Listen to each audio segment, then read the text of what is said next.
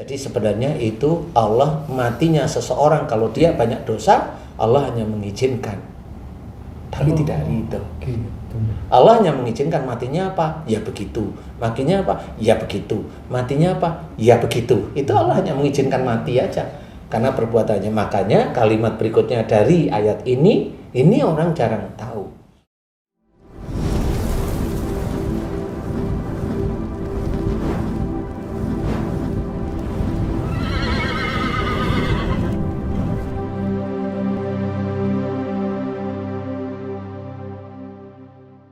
Bismillahirrahmanirrahim. Assalamualaikum warahmatullahi wabarakatuh. Waalaikumsalam warahmatullahi wabarakatuh. Alhamdulillahirabbil alamin. Allahumma shalli ala Muhammadin wa ala ali sayyidina Muhammad amma ba'du. Para pemirsa Ustadz dan Official Channel, kemudian juga TUM Official Channel dan juga Asep Hidayat Official Channel. Mudah-mudahan di kesempatan kali ini semuanya dalam keadaan sehat walafiat dan juga seluruh aktivitasnya menjadi amal ibadah yang diterima oleh Allah Subhanahu wa taala. Alhamdulillah kali ini kita kembali lagi di ngevlog yang mungkin barangkali bisa sangat bermanfaat untuk meningkatkan keimanan kita kepada Allah, untuk memperbaiki diri dan juga banyak hal yang tentunya bermanfaat untuk kita semuanya. Dan seperti biasa kita masih ditemani oleh orang-orang yang luar biasa di hadapan Allah Subhanahu wa taala. Ya, yang pertama adalah kita sapa dulu guru kita, Ustaz Dan. Assalamualaikum Ustaz. Waalaikumsalam warahmatullahi wabarakatuh. Alhamdulillah sehat ya Ustaz. Alhamdulillah. Nah, ini kalau saya ketemu beliau itu selalu merinding tuh, nggak tahu apa ini, ada apa sebenarnya. Tapi yang jelas itulah yang terjadi. Ya, mudah-mudahan di lain kesempatan sedulur semua juga bisa bertemu, bisa bersilaturahim dengan beliau, bukan hanya dari medsos tapi betul-betul Allah izinkan bertemu ya. Baik, yang kedua kemudian kita ditemani oleh Pak Tung. Halo guys. Channelnya apa? Tung Family Channel. Nah, jangan lupa ya diginiin. Kemudian apain lagi? Di share, Ya. Jangan lupa komen ya. komen dan subscribe. Itu yang paling penting. Komennya baik-baik aja. Iya. Kalau ada yang nggak baik juga nggak apa-apa. Kan kembali kepada yang komen. Siap. Kemudian di sebelah kiri Ustadz ada sahabat kita, guru kita juga ini yang luar biasa, Bang Zai ya. Assalamualaikum Bang Zai. Waalaikumsalam Ustaz. Alhamdulillah. Nah, kali ini pembahasan yang akan kita coba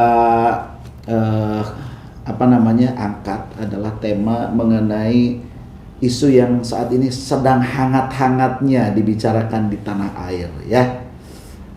Polisi menembak polisi, kan begitu.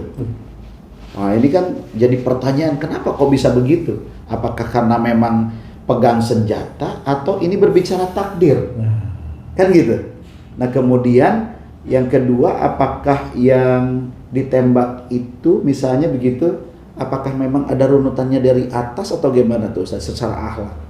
Nah, ini mungkin mudah-mudahan ya menjadi bahan renungan sehingga apa yang terjadi kepada siapapun sesungguhnya bisa jadi itu akibat atau memang sudah ditakdirkan garisnya seperti itu. Jadi memang sebelumnya bismillahirrahmanirrahim, sesuatu takdir yang sudah terjadi itu pasti atas izin Allah. Itu yang pertama itu ya. Nomor satu. Jadi kalau kita mau belajar tentang tauhid, tentang kejadian kita sehari-hari, kalau ada kejadian sesuatu yang menurut kita buruk, itu belajar gimana caranya kita itu tidak seperti itu, kan harus belajar ya. Karena orang itu akan memilih dia besok masuk surga apa neraka, itu memilih. Tetapi memilih, jangan memilih surga tapi kehidupan sehari-hari semaunya sendiri. Karena ada rule-nya, ada aturan main. Kalau kita muslim itu ada aturannya, Quran, kemudian hadis, sunnah Rasul, ada aturan main. Kemudian juga yang harus kita ketahui bahwa apakah takdir yang terjadi pada seseorang itu bagaimana itu bisa muncul takdir. Memang banyak dari saudara-saudara kita cerita bahwa takdir untuk hari besok, takdir untuk minggu besok.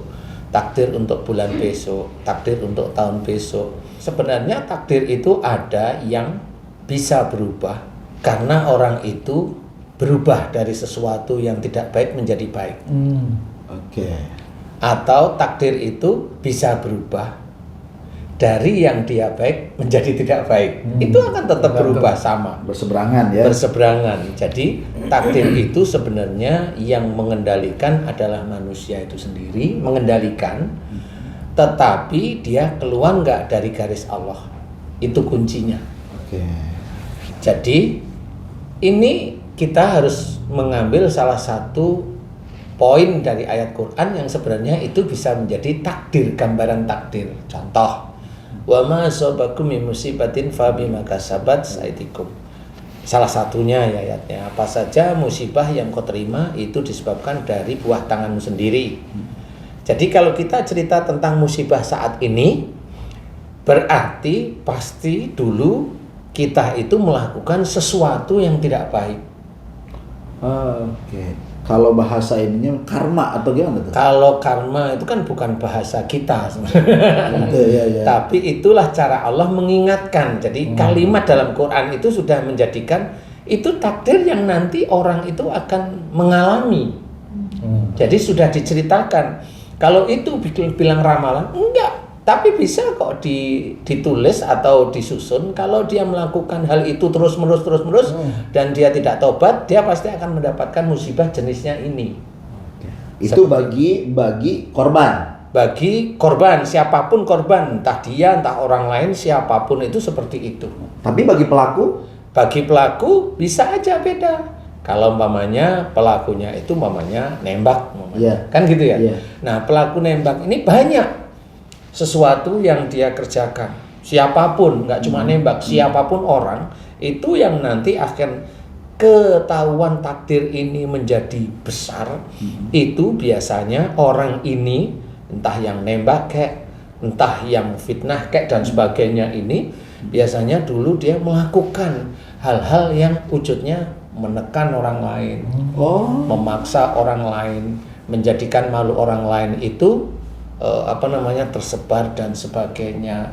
Dan umpamanya seorang itu tidak pernah terpegang, untouchable lah istilahnya, tidak pernah tersentuh ceritanya.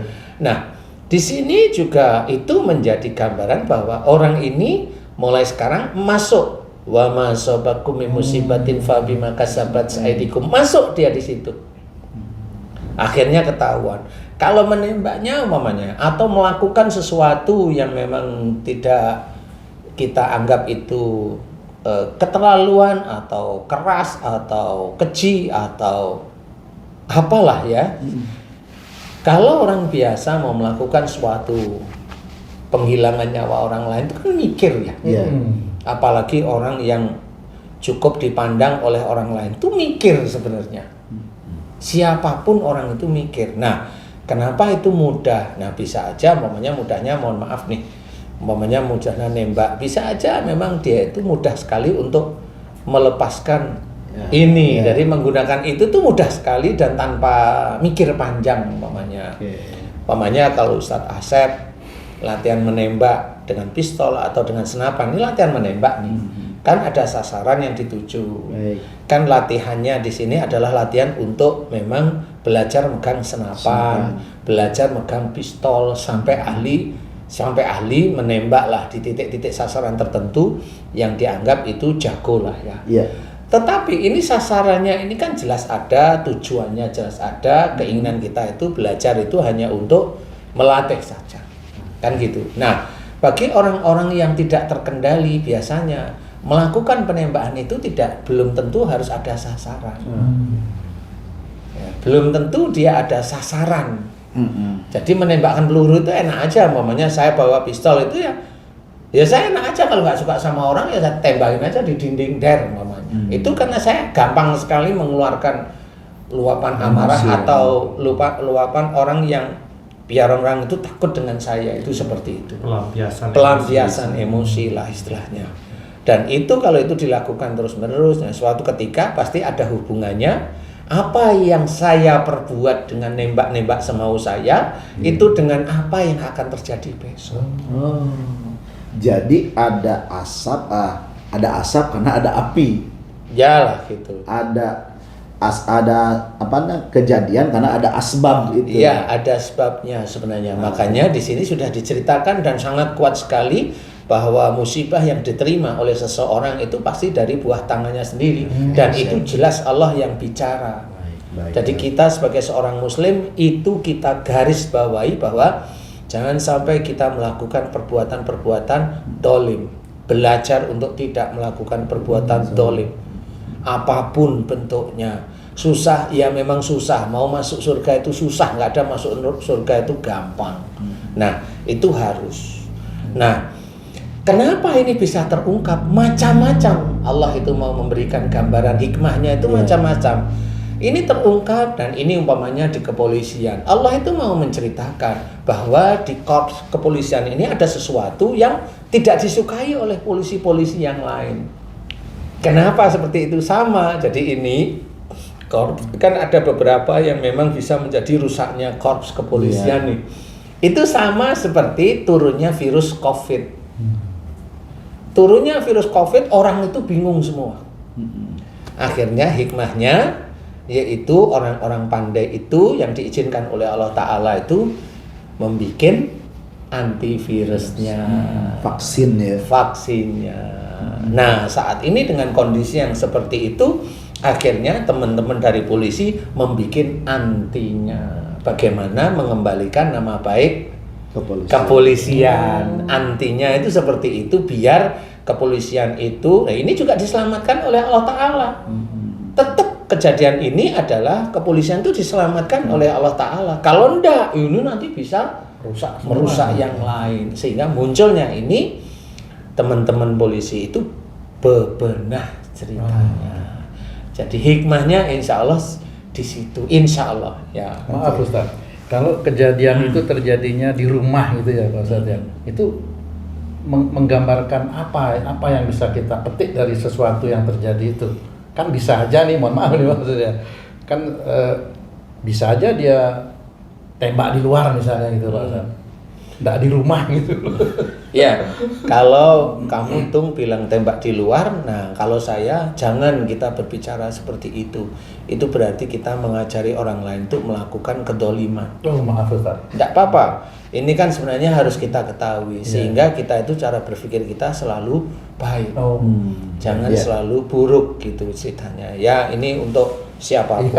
Saya tidak bilang kamu salah, tetapi ini kan hanya emosi aja, kenapa kok ini kan gitu ya. Ya gitu.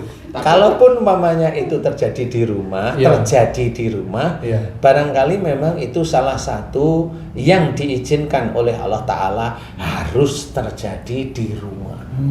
Jadi semuanya itu karena diizinkan. Wallahu a'lam, ini nggak tahu nih apa karena pandainya, apa karena kurangnya, wallahu a'lam. Saya nggak tahu. Gitu ceritanya. Jadi kenapa itu dilakukan di rumah nggak tahu. Karena itu cara Allah akhirnya mengungkap kasus itu istilahnya. Jadi kalau mau dilakukan maaf ya tadi ya dilakukan di luar ini kasus ini nggak akan terungkap. Ya itu kan. Nah ini kan akhirnya hikmahnya kan akhirnya teman-teman polisi ini kan akhirnya berbenah ceritanya. Diselamatkan oleh Allah Ta'ala. Bisa jadi goib kalau terjadinya di luar. Iya, masih goib istilahnya. Dengan kejadian kasus itu ya Pak Ustadz, itu kan akhirnya banyak sekali orang-orang yang terlibat dalam kasus itu. Nah, apakah orang-orang yang terlibat ini hanya semata-mata loyalitas dia atau memang juga dia akan mendapatkan hasil dari perbuatan-perbuatan mereka gitu, seperti atau takdir juga ya? Gimana? Hampir 100 orangan seperti itu kira-kira Pak. Iya. Kalau kita mau menilai begini, kalau saya dari pengalaman yang sering saya alami, sebenarnya penilaian kita satu, yang jelas dudukkan bahwa Allah itu tidak berbuat dolim. Dudukkan pada hati dan otak kita itu. Ya, dudukkan bahwa Allah itu tidak berbuat dolim kepada hamba-hambanya. Itu nomor satu dulu. Satu, kemudian berikutnya baru menganalisa. Analisanya, loh terus orang-orang itu kok ikut-ikutan gimana? Kan banyak yang protes nih dari keluarga, dari ini, dari ini kan nggak bersalah, ini loyal, ini. Ya, tetapi Allah itu punya 2 malaikat, Raqib dan Atid, dan itu selalu menulis, mencatat apa yang dilakukan oleh orang-orang, semua orang di dunia itu dicatat. Yang baik akan dicatat, yang buruk juga akan dicatat, walaupun sebesar biji zarah, yang terkecil pun.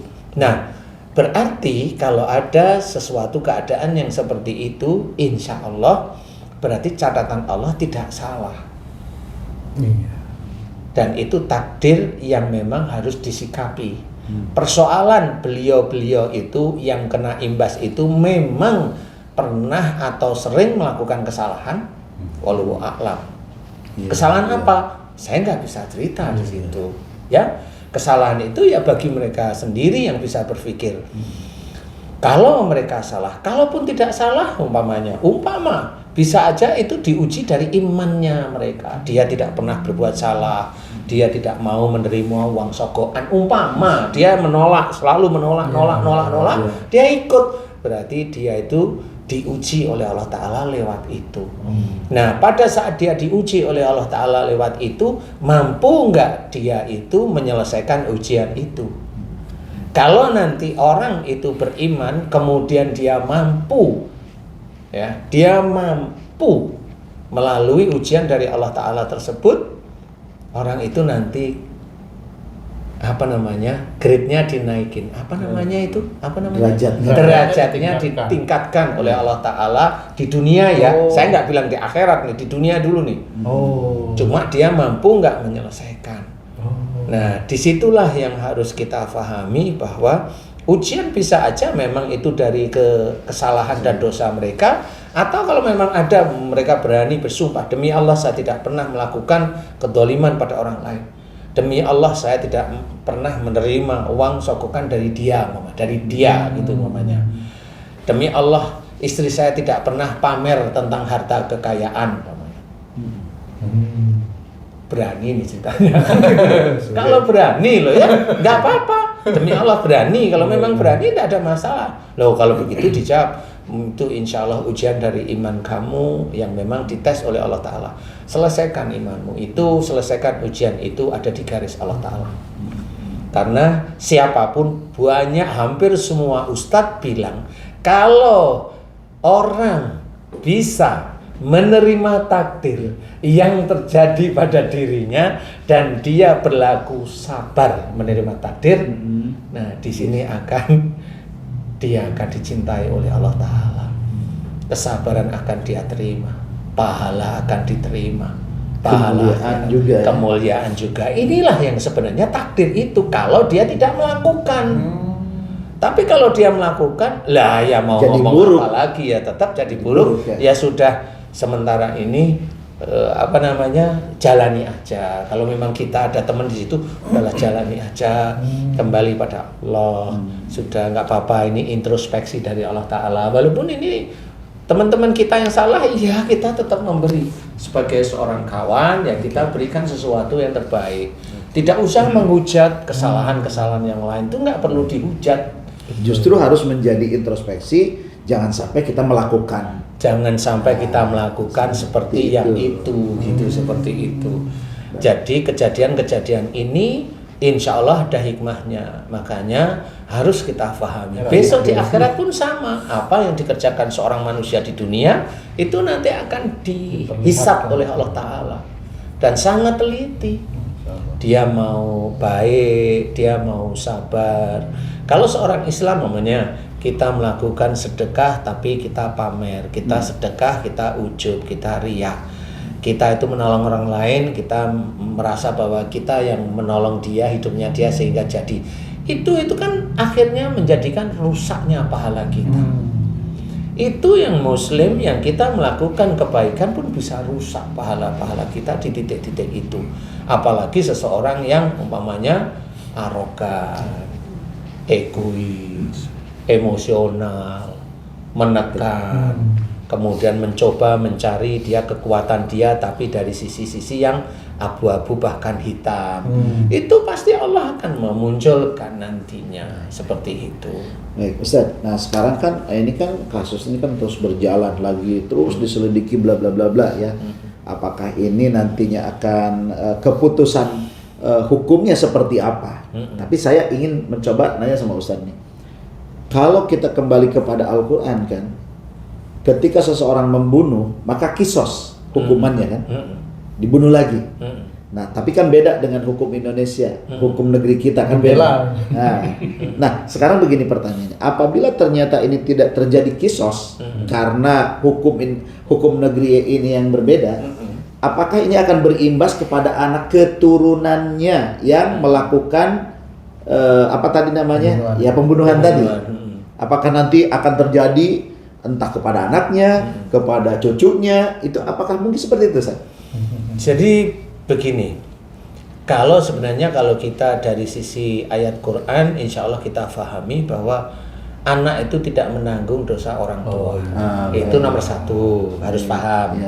Kalau orang tuanya itu berdosa karena membunuh, bisa aja, Allahu a'lam ya, anaknya bisa aja tidak dibunuh.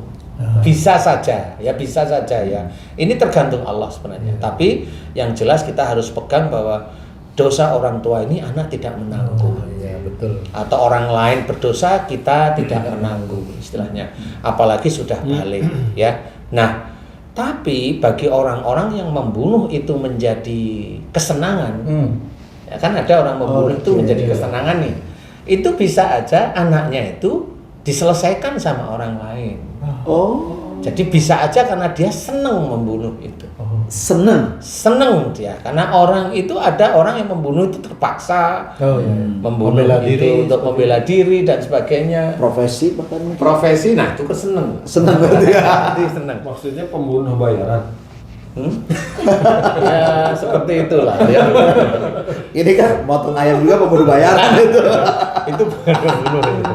Menghalalkan. Gitu ya. Jadi kalau dia itu seneng, itu ada sesuatu yang dicatat oleh Allah Ta'ala bahwa dia itu menghilangkan orang lain itu senang. Baik. Dan itu memang ada yang sering terjadi itu, mohon maaf ya, ada kawan yang dulu maaf nih ya, maaf sekali, kawan yang dulu dia tetangganya itu seseorang ya atribut tertentu lah ya. Siap. Kemudian dia itu kalau bunuh orang itu kayak gampang sekali untuk bunuh aja. Seneng kayaknya, jadi seneng walaupun yang dibunuh itu sebenarnya juga orang yang umpamanya menurut negara itu melanggar gitu ya. Kacau lah ya. Ya, pengacau dan sebagainya. Tapi dia senang dengan seperti itu. Nah, itu memang benar. Setelah dia seperti itu, memang keluarganya dia dan anak-anaknya, dia bunuhnya nggak cuma 1, 2, 3 orang. Ada tugas istilahnya. Jadi dia sudah kayak hobi karena memang dia merasa bahwa saya harus melakukan itu dan dia senang. Jadi bukan karena melakukan karena tugas, kan beda ya. Dia melakukan karena senang dan dia bercerita setiap saat itu senang. Kalau cerita itu senang, kelihatan senang, menikmati, bangga. Ya seperti itu. Memang benar akhirnya keluarga itu satu persatu ada yang dibunuh, ada akhirnya kebakaran. Itu satu kelebihan atau penyakit orang yang seperti itu? Ya itu nggak tahu. Kok dia merasa puas dengan membunuh? Sementara kalau saya nih maaf saya pegang senjata aja udah gemeter. Ya. Ini ada orang yang membunuh senang gitu. Ya itu saya nggak bisa jawab. Contoh ada orang mamanya temenmu mamanya belum atau siapa teman-teman kita yang lain. Dia sholat, dia puasa. Tapi punya selingkuhan, dari mana coba? Gimana caranya bercerita? Dia sholat, dia puasa, tapi selingkuh gimana coba cerita? Kenapa dia bisa senang seperti itu? Nggak tahu kita itu. Karena orang itu kadang-kadang melakukan kedoliman itu memang ada yang senang. Itu kayak putus urat saraf. Iya. Kalau orang itu kebiasaan nyogoknya berhasil, dia pasti biasa nyogok terus. Lagi. Sebelum kena KPK, sebelum kena ini, kena itu, ya begitu-begitu itu gitu. sebelum dia itu selingkuh itu seneng, sebelum istrinya itu mengetahui ya terus. itu Kira-kira bukan gitu. saya yang Jadi cerita Ustaz. kebiasaan. Tapi selingkuh dengan membunuh ini kan hampir agak berbeda. Ya, Menghilangkan beda nyawa. tulisan aja. Selingkuh, membunuh, masih cinta istri ya. Itu kan tulisannya aja yang beda. Ya, Tapi ya. senengnya sama. Jadi yang digaris bawahinya senengnya. Senengnya ada memang seperti itu. Iya, bersama. Nah ini memang disitulah ada hal yang menjadikan dia mencari sesuatu di dunia itu, gitu loh. Jadi dia tidak mencari akhirat. Contoh, umpamanya kalau mencari akhirat, membunuh walaupun itu tugas negara kan nyesel. Kalau dia nyesel nih, biasanya nanti Allah mengirim yang besoknya bukan dia, orang lain. Oh, diganti. Lah itulah cara Allah lewat doa, lewat dia hatinya. Itu Allah seperti itu. Kalau dia seneng ya sudah. Dia seneng itu ya dia lupa bahwa dia punya istri, punya anak, nanti punya cucu nanti ya. Lupa biasanya. Terjerumus akhirnya. Ya, akhirnya dia terjerumus dengan apa yang dia sukai. Sebenarnya manusia juga lemahnya di situ-situ sebenarnya. Kita kembali ke kasus tadi. Kan ini sekarang yang dibicarakan masalah kepercayaan dan tidak percaya lagi kepada institusi seperti itu Pak Ustadz ya. Lah, kalau kita pikir-pikir, apakah mempercayai institusi itu harus melalui satu kejadian yang seperti ini, seperti itu Pak? Kalau Pak Ustadz percaya nggak sama institusi ini? Gitu? Saya insya Allah selalu percaya. Alhamdulillah. Semua institusi yang dipakai oleh negara itu insya Allah tetap ada gunanya, ada manfaatnya. Karena bukan institusinya yang salah, bukan. Tapi oknumnya. Jadi kita tetap husnudzon sama beliau-beliau. Ya, pada saat ini umpamanya Pak Kapolri, beliau itu juga pecah. Cara mikirnya mengatasi masalah ini ya benar-benar pecah. Ini nanti bisa selesai benar atau yang di abu-abu di situ belum selesai cuma ngumpet ya nggak tahu beliau. Karena memang ini memang sulit, tetapi paling tidak kan nggak berani lagi dulu sementara ini. Dengan tegas Pak Kapolri seperti ini gitu ya, yang lain diem dulu nih kata. Ya tidak ada masalah, tetap harus percaya kepada institusi, nggak bisa tidak. Hormat kepada polisi itu menurut saya ya harus sama seperti kita hormat dengan kucing. Kucing lewat di sini masa kita tendang? Betul. Ya enggak lah. Iya. Paling ya kita singkirin kan itu. Ya kalau memang polisi lagi bertugas lagi, ya hormat lah. Betul. Beliau juga mengemban tugas apa? Apalagi yang dari pagi sampai siang, dari siang sampai sore kan kasihan kena matahari. Kamu mamanya, kamu di gedung aja. Lah kan kena AC, kan kasihan. Kan kasihan beliau. Apalagi yang beliau itu gajinya itu pas, nggak ada saweran dan sebagainya.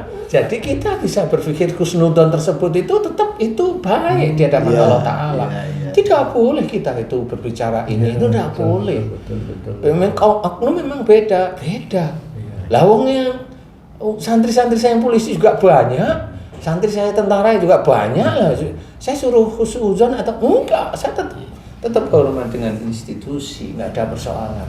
Apa yang itu berlaku ya kita nurut lah istilahnya. Oke, baik. Insya Allah seperti itu. Baik, Ustaz. Nah sekarang ini, kalau misalnya ada, ya artinya bukan hanya kasus ini, tapi ada kasus-kasus lain yang berhubungan dengan penghilangan nyawa orang. Nah, kemudian si pelaku ini ingin bertobat. Tobatnya seperti apa, Ustaz? Tobat itu sebenarnya ya benar dia tahu seseorang itu, umpamanya dia pernah bunuh, umpamanya ya.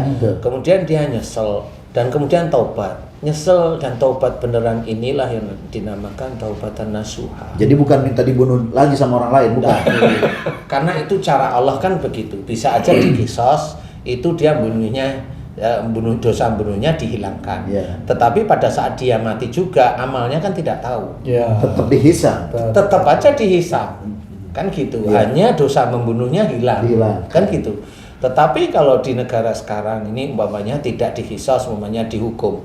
Ya memang hukuman itu tidak bisa menghilangkan langsung. Jadi kalau ditimbang itu masih antara besi dengan kapas itu tetap berat besinya kalau kapasnya memang lebih tidak sebanding. Tidak sebanding. Kalau besi sekilo, kapas sekilo ya sama. Walaupun kapas namanya. Iya, sama aja. Iyalah, sama saja. Ya. Jangan kita tertipu dengan materinya. dengan materinya. Nah, di situ maksudnya bisa aja memang belum terpenuhi tobatnya. Tetapi pada saat dia itu tobat, kemudian dia menyesal, kemudian dia dihukum, hukuman namanya berapa? 20 tahun namanya. Dan pada saat dia itu dihukum atau dia keluar dari situ, kemudian dia cari keluarganya yang dibunuh dengan tanpa tahu keluarganya dikasih. Kasih rezekinya dia semampu dia niat ini memang karena kesalahan dan dosa-dosa saya. Nah, dari situ bisa aja amal-amal dia itu malah mengurangi dosa-dosa yang dulu dia membunuh. Wallahu a'lam ya. Karena memang seperti itu. Nah, inilah, tapi sampai kapan? Nah, kalau sampainya saya nggak ngerti karena itu kan urusan Allah ya. Karena yang benar-benar adil itu Allah. Kalau umpamanya di pengadilan adilnya hanya melihat sisi hukum apa yang dikerjakan ini dari sisi situ. Tapi yang betul-betul timbangan itu bisa menghilangkan cara dia membunuh itu yang bagaimana? Ya nggak bisa cerita. Bagaimana sekarang kita itu bisa cerita Umar bin Khattab umpamanya. Betul. Nah, kan gitu ya. Betul. Pada saat beliau itu dulu itu ya keras, kasar dan sebagainya, malah bahkan sebelum masuk Islam dia mau menggal kepala Rasul. Setelah beliau itu masuk Islam ya Rasul nggak pernah ungkit-ungkit lagi itu. Kan gitu. Jadi Rasul itu mengajarkan kepada kita tidak mengungkit-ungkit institusi sebenarnya. Ya itu harus kita pahami. Lah kalau kita itu mengungkit-ungkit namanya dendam. Tapi tetap harus dicari, kan gitu kan, siapa yang melakukan itu dan boleh diselesaikan kan? Selesaikan dari mengacu pada hukum negara itu boleh, silahkan. Kalau saya sih boleh-boleh aja. Tetapi kalau memang seorang yang terbunuh pasti Allah mengizinkan terbunuhnya. Orang yang meninggal itu Allah mengizinkan. Insya Allah pasti seperti itu. Sama seperti ada dalam Quran diceritakan wala tulqu bi aidikum ila tahluka. Dan janganlah kamu menjerumuskan dirimu dengan perbuatanmu ke dalam kebinasaan. Sebenarnya Allah sudah menceritakan bagaimana seseorang itu akan binasa. Kalau diceritakan di ayat ini berarti ini adalah kelihatannya Allah biasa, tapi ini adalah pengetahuan dari Allah Ta'ala. Jika seorang melakukan kedoliman atau dosa, dikatakan oleh Allah Ta'ala binasa. Jadi sebenarnya itu Allah matinya seseorang kalau dia banyak dosa, Allah hanya mengizinkan, tapi tidak ridho. Allah hanya mengizinkan matinya apa? Ya begitu. Matinya apa? Ya begitu. Matinya apa? Ya begitu. Itu Allah hanya mengizinkan mati aja karena perbuatannya. Makanya kalimat berikutnya dari ayat ini orang jarang tahu. Wala tulqu bi aidikum ila tahluka. Nah, baru belakangnya wa ahsinu, dan berbuat baiklah. Innallaha yuhibbul muhsinin. Kalau satu ayat ini disusun dua yang beda, berarti yang melakukan perbuatan baik inilah nanti kematian orang itu Allah ridho insyaallah. Dan ridhonya Allah kita juga tidak tahu. Makanya disuruh selalu berbuat baik. Begitu. Termasuk orang yang meninggal, maaf Pak Ustadz, termasuk orang yang meninggalnya itu karena nabrak truk misalnya gitu Pak Adam. Ya bisa aja. Kalau dia nabrak truk berarti uang dipergunakan untuk kendaraannya itu bisa aja memang nggak bagus. Ya. Bersumber dari itu yang belum dikeluarkan, yang belum dikasihkan atau apa, banyak sekali. Kemudian karena nabrak keras. Nah, termasuk orang yang nabrak nggak usah meninggal, nabrak aja orangnya itu termasuk keras. Perilakunya gitu. Iya, sehari-hari itu termasuk keras, kaku.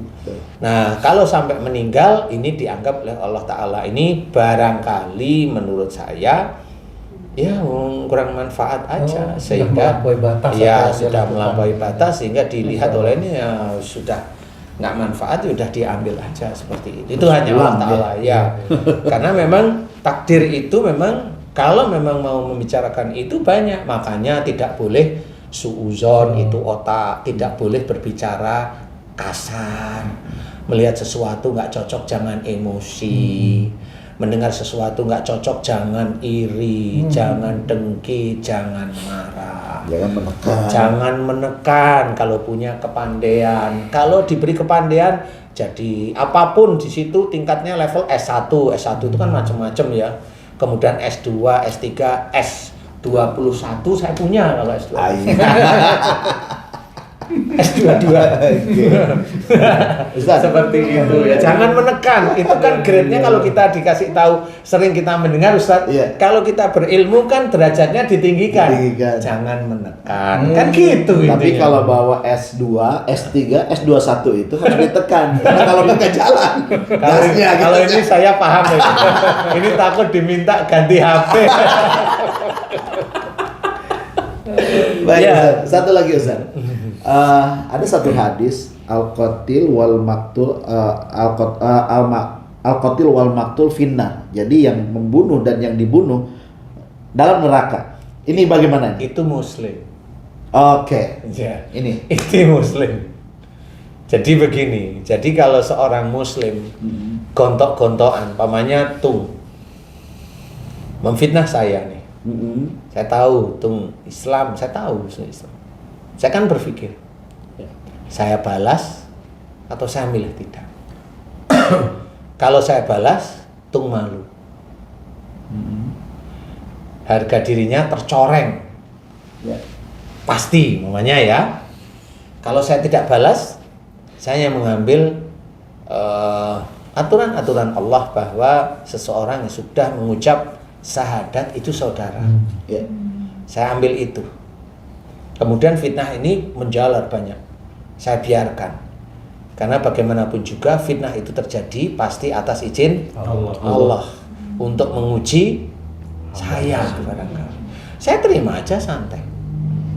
Saya nggak komen tentang Tung, saya nggak komen ini, nggak komen. Saya hanya senyum-senyum. Bisa sih saya jawab, tapi saya nggak mau. Kenapa? Kalau saya jawab benar muncul di YouTube, muncul di medsos, saya kan berantem. Dua-duanya dosa. Nggak usah bunuh-bunuhan. Saya ngomong ini, kesalahanmu ini, akhirnya buka aib. Nah, buka aib inilah sama-sama dosanya. Walaupun di mata manusia satunya benar, satunya salah. Bagi yang lain satunya benar, satunya salah. Manusia itu kan cara berpikirnya kan seperti itu. Kalau saya, ya sudah. Karena ini sudah fitnah, saya hanya ngambil. Kalau itu saudara saya bersahadat, nggak perlu saya klarifikasi, nggak perlu. Satu itu. Yang kedua adalah saya mengambil salah satu hadis bahwa jika orang itu memfitnah kita, maka dosa-dosa kita itu diberikan pada orang tersebut. Diambil oleh orang itu, diberikan oleh Allah Ta'ala kepada orang yang memfitnah. Nanti jika Allah mengizinkan dosa-dosa saya selesai, amal solehnya dia diberikan pada kita. Tarik. Kalau yang memfitnah jutaan, ya tinggal menuai hasilnya aja, kan gitu sebenarnya. Nah, makanya kalau pahala demi pahala itu sudah masuk, salah satunya mudah-mudahan yang kita mohonkan, kita doain kepada Allah Ta'ala itu yang memohon dan sering dikabulkan. Itu yang harus kita pahami. Jadi doa itu walaupun ada orang Arab, kalau memang dia bakhil, dia dolim, ya belum tentu dikabulkan sama Allah Ta'ala. Walaupun dia orang Arab, ya, apalagi orang yang bukan Arab, ya. Makanya orang yang bukan orang Arab kayak kita ini belajar benar-benar bagaimana kita itu baik di hadapan Allah. Seperti itu insyaallah, wallahu a'lam. Gini, sebetulnya vlog kali ini tuh bukan membahas tentang yang negatifnya, tapi hikmahnya gitu. Jadi kalau ingin kita selamat ya janganlah melakukan perbuatan yang buruk. Kenapa? Karena akan berimbas kepada diri kita sendiri. Iya, betul. Kan seperti itu. Siapapun. Jadi kita tidak mempermasalahkan yang lainnya kecuali bahwa ini harus jadi cermin buat kita, jangan sekali-kali melakukan itu. Adapun nanti masalah hukum kan ini akan tetap berjalan. Betul. Tidak di Kasus dunia, itu, Pak Ustadz, ya? tidak di dunia kan Di akhirat ada pasti. hisaban yang lebih luar biasa. lebih ngeri, aduh. Lebih Masya ngeri Allah. lagi. Untuk mensupport itu institusi itu bagaimana sebaiknya Pak Ustadz? Apa kita mendoakan supaya orang-orang itu diberi kemudahan atau bagaimana menurut Iya, keimanan itu? kalau menurut saya ya kita support, karena itu teman-teman ya kita support biasa saja. Yang penting tetap kerjakan, belajar untuk senantiasa tegar menghadapi seperti itu. Ini memang lagi dimunculkan oleh Allah Ta'ala ujian agar institusi itu lebih kuat. Sebenarnya kan seperti itu. Kalau memang kita sering mendengarkan itu kan ujian itu bisa menguatkan iman. Iya. Kalau lulus, lah kan gitu. Ya harus kan gitu. Kalau nggak lulus ya nggak kuat. Baik pemirsa, ini obrolan kali ini tuh sebetulnya sangat luar biasa ya, karena banyak hal yang telah dikupas oleh guru kita. Rasanya kalau saya menyimpulkan itu justru takutnya malah salah. Yang penting kita sekarang yuk kita berbuat baik, karena pasti akan hasilnya baik. Kalau kita berbuat buruk ya hasilnya buruk. Buruknya bisa jadi didapatkan di dunia, tapi juga kalau nggak di dunia di sono, di akhirat. Itu yang paling mengerikan. Oke, Ustadz, mungkin ada kalimat yang ingin disampaikan di akhir pertemuan kali ini yang mendongkrak iman kita supaya tidak melakukan yang seperti itulah. Iya, memang bagi kita itu harus banyak belajar. Banyak guru-guru, ustadz-ustadz yang mengajarkan yang baik, ya kita contohlah ya. Kalau ada ustadz yang ya sekali dua kali dia memberikan sesuatu yang kurang pas, ya yang itu nggak perlu kita contoh. Yang itu ya. Kalau beliau memberikan yang baik-baik, yang baiknya dicontoh. Sehingga kita akan akan selamat nanti dunia akhirat ya. Cuma bagi orang-orang yang didolimi, benar-benar didolimi, jadi bukan karena dia dulu itu dolim. Kalau dia didolimi, cukup bertasbih, subhanallah, subhanallah, seperti itu. Jadi kalimat itu nanti akan menjadikan kita lebih paham bahwa ujian itu harus kita hadapi. Kalau memang kita menghadapinya tidak mampu, ya cukup dengan bertasbih, itu cukup, sangat cukup, dan nggak perlu ada dendam, nggak perlu ada ini, nggak perlu ada ini. Tetapi kalau ada masalah seperti tadi yang kita bicarakan, ya harus diselesaikan secara hukum lah ya. Kalau nggak diselesaikan hukum, gimana? Oh iya. Baik, siap. Wallahu a'lam. Baik, terima kasih Ustadz Danu, terima kasih Pak Tung, Bang Zai, ya. Para pemirsa, mudah-mudahan di episode berikutnya tentunya kita akan banyak lagi membahas yang sangat bermanfaat untuk meningkatkan iman dan takwa kita kepada Allah. Amin. Mudah-mudahan di akhir hayat kita, entah kapan itu, yang jelas kita berharap husnul khatimah. Amin ya Allah. Sampai jumpa lagi di episode berikutnya, dan jangan lupa gini, kemudian apalagi Tekan share, kemudian apalagi subscribe ya di Ustadz Danu Official Channel, Tung Official Channel, dan Asep Hidayat Official Channel. Terima kasih, mohon maaf lahir dan batin. Wassalamualaikum warahmatullahi wabarakatuh. Waalaikumsalam warahmatullahi wabarakatuh. Wabarakatuh.